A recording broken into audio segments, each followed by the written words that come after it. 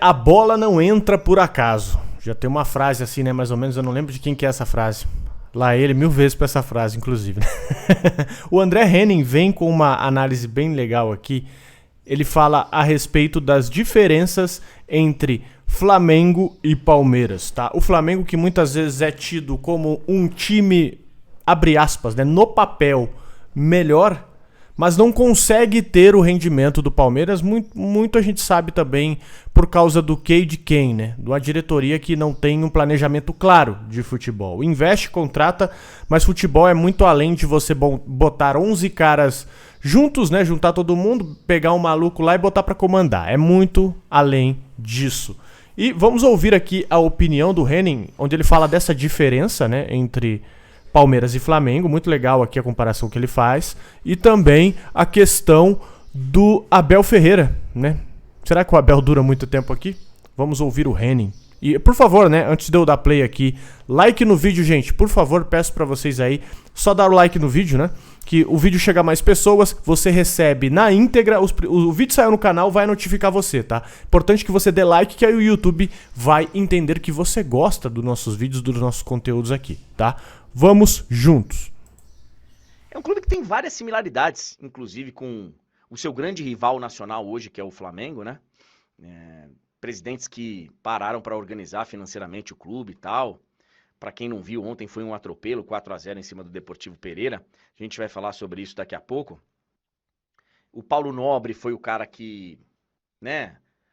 Acho que o principal responsável pela reorganização financeira do Palmeiras. O Eduardo Bandeira de Melo fez isso também lá no Flamengo. E aí, são clubes que, ambos bem vencedores, né, nos últimos anos. Os times que monopolizaram aí as grandes disputas no futebol brasileiro e continental. Apareceu ali o Atlético Paranaense, apareceu ali o Atlético Mineiro. Num momento o Santos chegou até, né, na final da Libertadores. Mas são os clubes que têm dominado aí o futebol brasileiro nos últimos anos e que têm, aparentemente, maneiras diferentes de metodologia, né, de trabalho. A gente vê isso muito claramente, né? Começando assim, já desde presidência, né? A gente tem... Presidente é um negócio complicado no futebol brasileiro, presidente de clube. Porque o presidente não é um CEO. Se tem alguém que pode falar que presidente é um negócio complicado, hoje é o palmeirense, né, dona Leila? O presidente não é alguém profissional do ramo que está ali. O presidente, presidente de clube no Brasil é cargo político. Para se eleger, você tem que fazer concessões políticas, você tem que acomodar a gente, você tem que, né, às vezes fingir que não vê um negócio de um lado, do outro, mas aparentemente já começa lá de cima a diferença de, né, de metodologia mesmo. De um lado a gente tem uma presidente que toma muita porrada, né, mas vira e mexe a gente vê tomando atitudes assim que são bem, cara, são atitudes bem em nome do clube, assim, fortes, que não tem medo de entrar em briga. A gente tem nas diretorias também, né? Aqui do que ele fala da Leila, né, pessoal, realmente eu concordo com ele, né? Nós temos as nossas críticas à Leila, né? Muitas vezes, muita gente diz que ela é até um pouco egocêntrica, e de fato ela é mesmo. Quando ela tá falando, ela bota muito eu, né? Eu sou o presidente, eu penso 24 horas no Palmeiras, eu isso, eu aquilo, mas uma coisa que nós não podemos negar aqui, né? Nós, pelo menos nesse consenso aqui, eu afirmo que ela, de fato, ela compra muita briga que a gente sentia falta, por exemplo, do Gagliotti fazer, né? Que é o caso de... Ela entrou num embate público com o presidente do Flamengo, o Rodolfo Landim, naquela questão da Liga, né? Da nova Liga, e da Libra, se eu não me engano.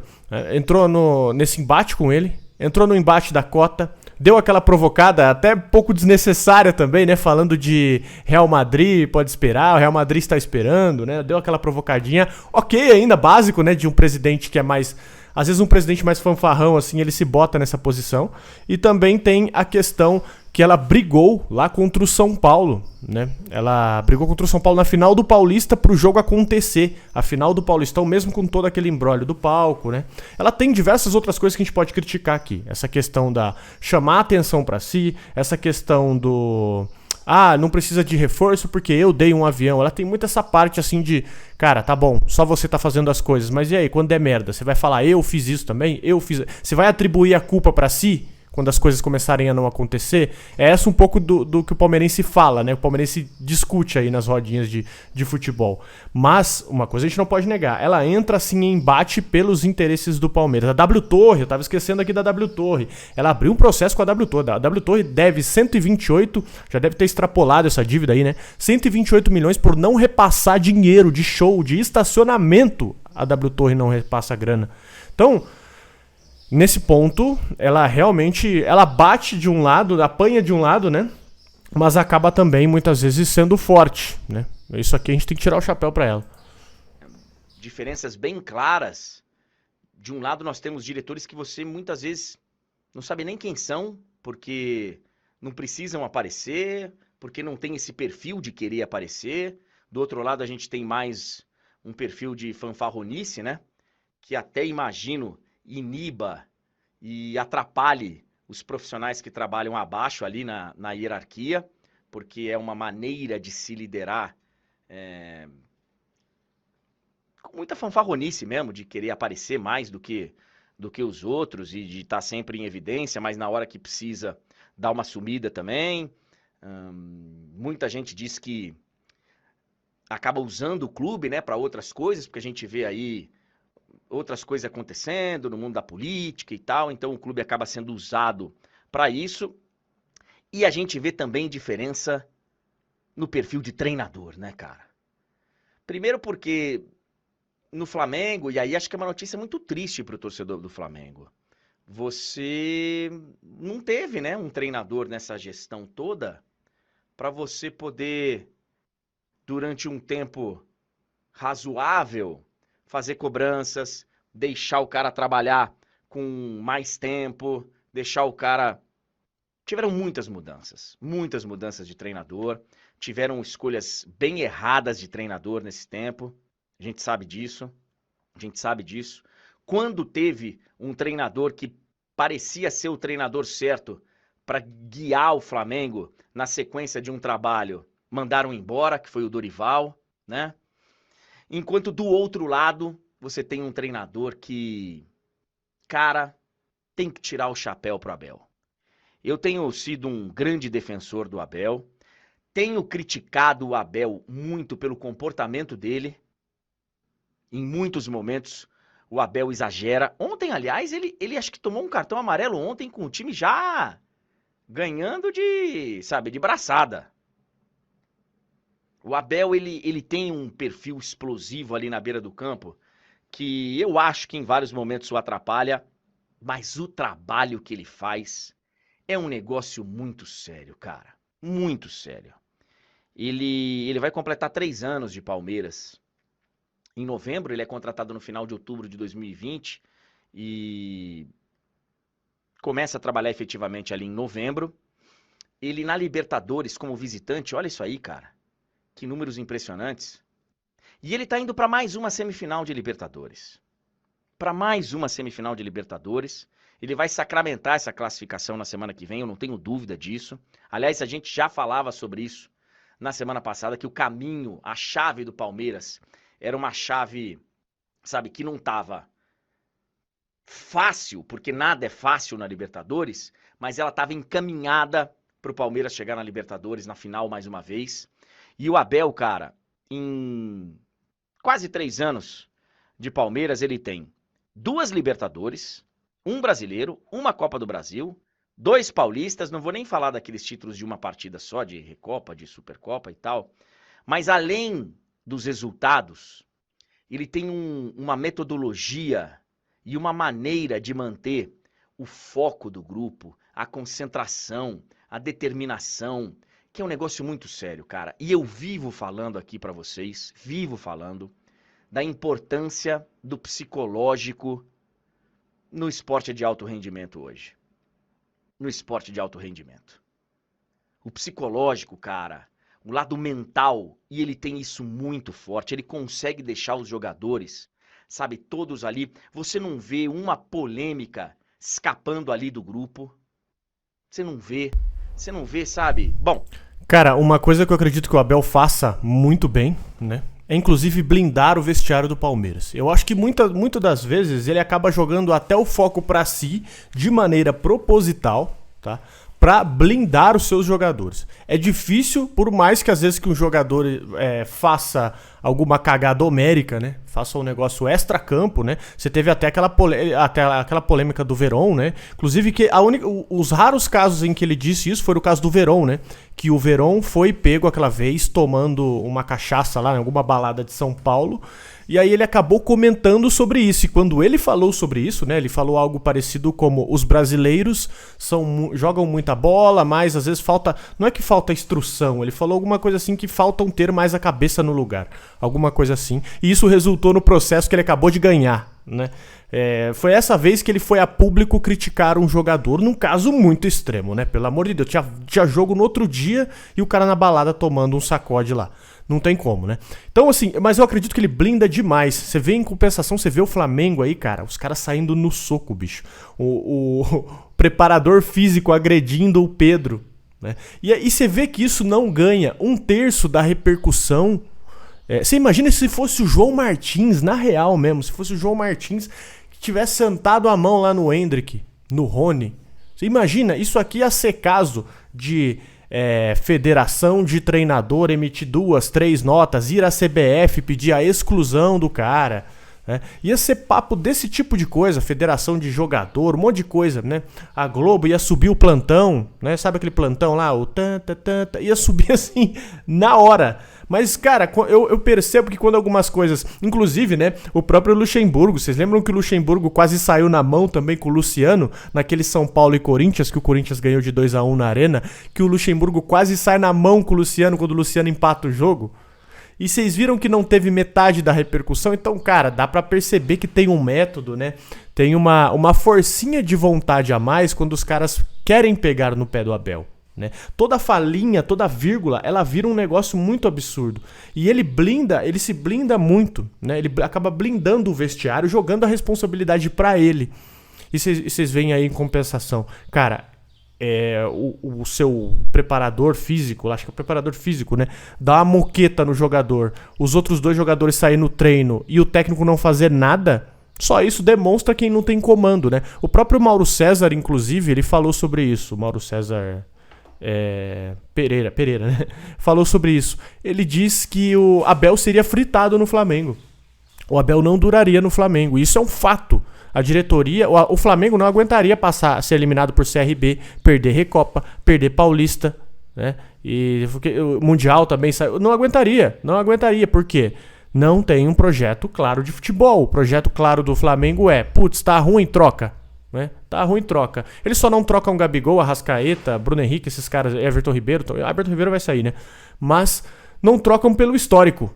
Mas o que tá errado, imediatamente, não é entender e consertar. É trocar de uma vez, né? Coisa que o Palmeiras fez muito bem ali, né? Ele segurou o Abel nessa tempestade, onde também uma parte da torcida já tava pedindo a cabeça dele ali, né? Sendo sincero.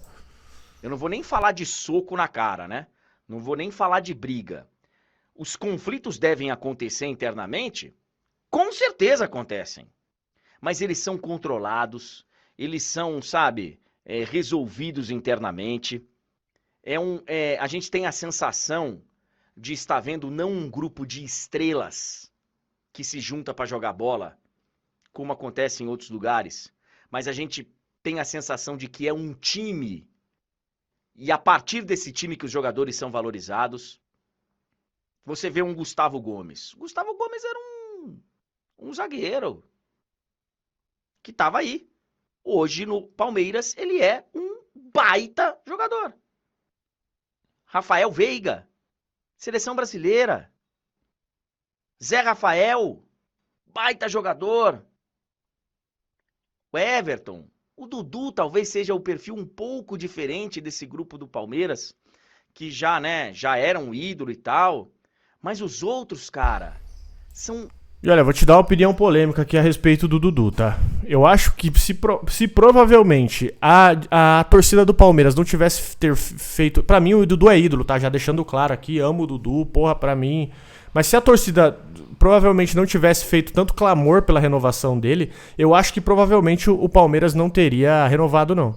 Tá? Pelo menos pelo que eu entendo. Eu acho que o Palmeiras foi muito mais ali na pressão do tipo assim, cara, se a gente não renovar com o Dudu, a torcida vai matar a gente.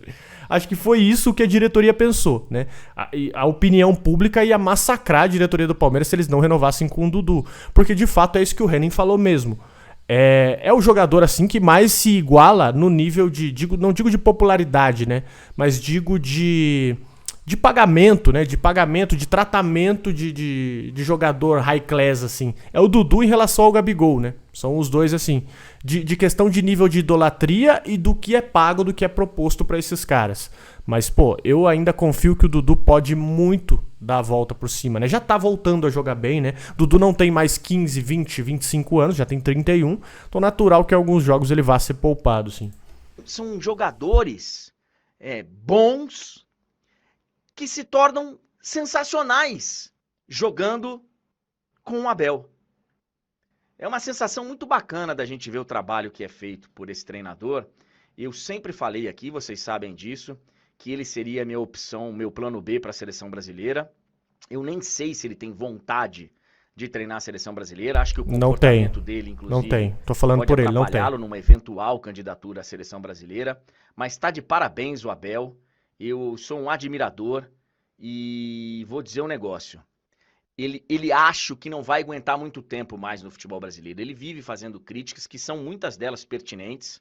E ontem ele mais uma vez deu uma declaração falando, olha, se não segurar fulano, se não segurar Beltrano e tal, se eles forem embora eu também tenho que ir, porque sem eles não vai dar. Ele parece não estar disposto a, de repente, fazer um rebuild, né? Reconstruir um Palmeiras, porque os clubes brasileiros correm o risco, né? De perder 4, 5 jogadores ao final de cada temporada. Então ontem ele falou que sairia se o Rony, se o Veiga, se o Gomes saíssem. Mas o que ele consegue extrair desses jogadores é um negócio impressionante. Parabéns ao Palmeiras por proporcionar essa estrutura. O Palmeiras, inclusive, tem algo diferente, né, do seu grande rival nacional. Hoje eu estou pegando o Flamengo porque é o grande rival dele. Hoje, nacionalmente, é o Flamengo. O Flamengo, inclusive, tem uma receita, pelo que eu me lembre, teve uma receita no ano passado 30% maior do que a do Palmeiras. Tem uma diferença aí, o Palmeiras tem a sua casa, tem o seu estádio, está acostumado a jogar no estádio, a concentração, o campo de treinamento do Palmeiras fica a 2 quilômetros do estádio. Agora o Palmeiras tem até uma aeronave que facilita muito nos trajetos desses voos internacionais, por exemplo, para ir jogar em Pereira, lá na Colômbia, que não tem voo direto. O Flamengo, a verdade, acho que é que nunca precisou, né, do seu estádio, porque ele sempre teve o Maracanã. Maracanã sempre teve Por que não tem? Fala a verdade aí, André Henning, por que não tem? Ali fácil pro Flamengo. Agora a gente vê que talvez o caminho pro Flamengo seja ter o seu próprio estádio. Essa é uma outra história. Então tem assim algumas diferenças de estrutura, mas comparado um clube com o outro de metodologia de trabalho, cara, é um negócio muito impressionante o que o Palmeiras faz, porque com 1/3 das grandes estrelas que tem o Flamengo, o resultado ele é sólido, ele é consistente e, pra quem não é palmeirense, invejável. Cara, e uma coisa que nós podemos falar aqui, né? O mérito recai muito ao Abel. Temos o mérito da diretoria talvez em segurar, né? Em administrar o clube, mas a diretoria do Palmeiras não dá peça suficiente para ele trabalhar. Isso eu tenho que ser honesto. Pelo menos no banco de reserva ali, ele tem no mínimo, acho que uma boa parte, uma leva ali de molecada. Você pode puxar ali de 5 a 6 moleques que subiram do profissional. E não é fácil, por mais que a base do Palmeiras seja boa, você pegar um moleque e já jogar ele na fogueira ali na Libertadores, né? Não tem como. É muito difícil, o moleque pode desencantar, pode ser o Hendrick, pode ser o Danilo, mas é raro você ter esse cara. E ele não tem peça à altura. E uma coisa, ele tá certo, ele não deve nem fazer essa reconstrução, só maluco toparia, porque a pressão é muito grande, cara. E quando o André Henning fala sobre ele sair do Brasil, não é só devido também a essa questão do time, né? A esse não apoio, a essa não reconstrução que a diretoria daria pra ele. Outra coisa também aí, né? Não é o caso do Henning, mas o caso dos amigos do Henning, né? Os amiguinhos da imprensa aí. Porque ele inclusive já ganhou uma ação aí. Se você quiser entender, o link tá aí no canal, dá uma assistida. mas ele já ganhou uma ação contra um repórter falador aí, um jornalista falador. E, cara, ninguém aguenta ficar tomando porrada por causa de nada, né? Ninguém aguenta vendo você sendo chamado de coisas inomináveis aí por causa de nada, porque você simplesmente deu a sua opinião, ela não ofendeu ninguém, né? De fato. E aí você tem que ficar desdobrando, tem que ficar indo até a justiça, é um negócio que se torna desgastante, né? Ele sabe que ele é amado pelo palmeirense, mas de fato isso deve ser cansativo e ele tá certíssimo. Tá na hora da Leila tirar o carvão do bolso aí, né? Que foi isso que ela prometeu, foi isso que ela foi eleita e prometeu. E ajudar o homem, porque o homem, pega o Abel aí quando ele chegou no Palmeiras. Ele chegou no Palmeiras assim, ó, igual eu, não tô muito longe não. Igual eu porque eu não sou bonito igual ele, né? Mas chegou igual eu, digo assim, os pelos tava preto ainda, né? O Abel já tá ficando grisalho, caralho. O Abel já tá, eu também tô, né? Mas o Abel já tá ficando, pô, se você olhar a barba contornada do Abel, o Abel já tá grisalho, bicho. O Palmeiras diminuiu o tempo de vida do Abel aí em uns 10 anos, tranquilamente. Mas em compensação também a gente ganhou uns 10 aí pra zoar flamenguista, né? Rapaziada, o que você achou do vídeo? Tá um pouquinho grande, mas assiste aí, não deixa de ser preguiçoso não. Ou melhor, deixa de ser preguiçoso. Dá like no vídeo, por gentileza, peço pra vocês, pro nosso vídeo chegar a mais pessoas, você também. Receber os vídeos em primeira mão, isso é muito importante, tá? Dá like no vídeo, é muito importante pro nosso canal crescer, tá? Se você não é inscrito no canal, você já sabe o que você tem que fazer. E deixa seu comentário aqui, cara, é muito importante, eu quero ver, ouvir, ler o seu comentário. Tá bom? Tamo junto. Avante palestra.